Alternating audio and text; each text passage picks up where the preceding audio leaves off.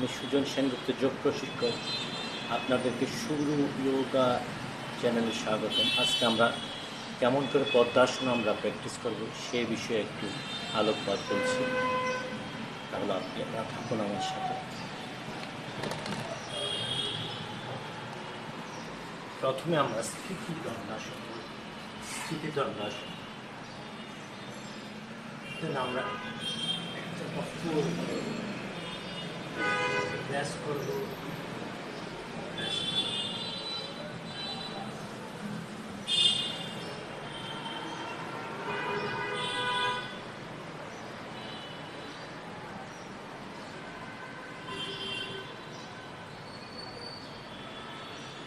Opposite পা আমরা আনবো।